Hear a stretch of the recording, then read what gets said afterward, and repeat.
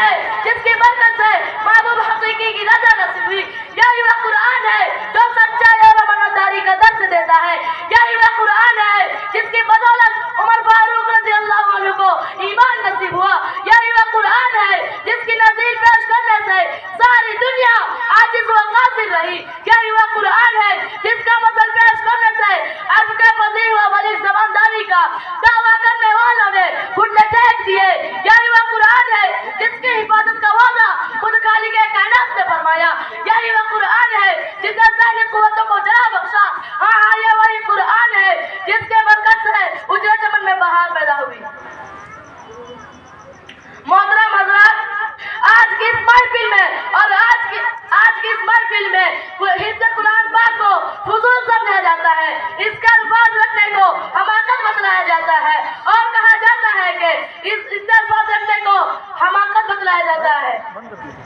मगर अफसोस सद अफसोस इस कुरान पाक के बारे में जिसके बारे में शहंशाह बतहा ताजदार मदीना मुहम्मद रसूलुल्लाह सल्लल्लाहु अलैहि वसल्लम ने इरशाद फरमाया कि इक़रा वरतक़ि वरतिलू कमा कुंत तुरतिलू फिद दुनिया फ़इन्न मंज़िलका इल आखिरति तक़रऊहा।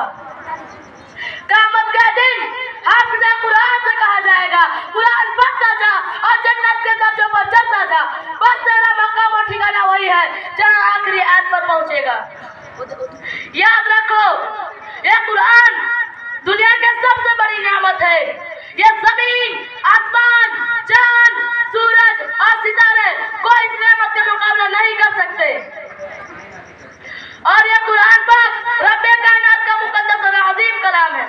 और क्यों ना हो, जबकि इसके उतारने वाला भी अमीन, जिसका जरिए उतारा गया वह भी अमीन, जिस रात में नाजिल हुआ वह भी अमीन, जिस मकाम पर नाजिल हुआ वह भी अमीन, और जिस रात में नाजिल हुआ वह 1000 महीनों से अफजल, और जिस महीने में अफजल हुआ, जिस महीने में नाजिल हुआ वह तमाम महीनों से बेहतर। कुरान पाक अल्लाह का मुकद्दस और अजीम और बरतर किताब है। हदीस पाक में आता है कि फज़्लु कलामिल्लाहि अला ज़ाहिरिल कलामी कफ़ज़्लु अल्लाहि अला ख़ल्क़ी। कुरान पाक को तमाम कलामों पर ऐसी ही फजीलत है जैसे खुदा तआला शानहू को मखलूक पर।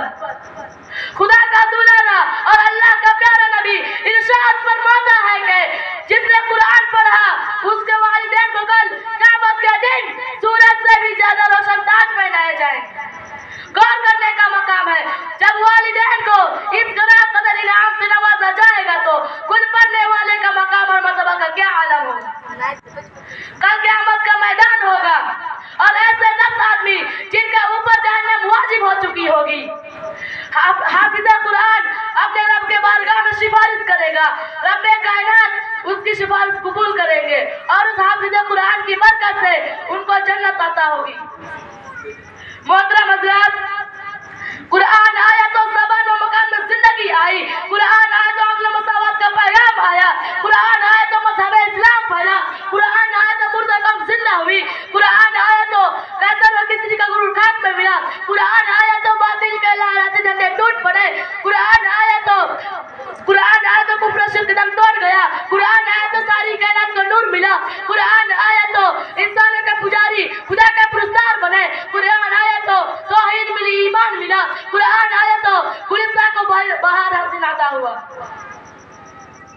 कुरान हाँ मुझे कह लेने दीजिए कि कुरान आया तो रोशनी आई, कुरान आया तो तारीख़ का फौर हुआ, कुरान आया तो अमन और सलामती आई, कुरान आया तो अहकाम मिले, शरीयत मिली, कुरान आया तो दम तोड़ती इंसानियत को हुकूक मिले, कुरान आया तो शराफत और इज्जत मिली।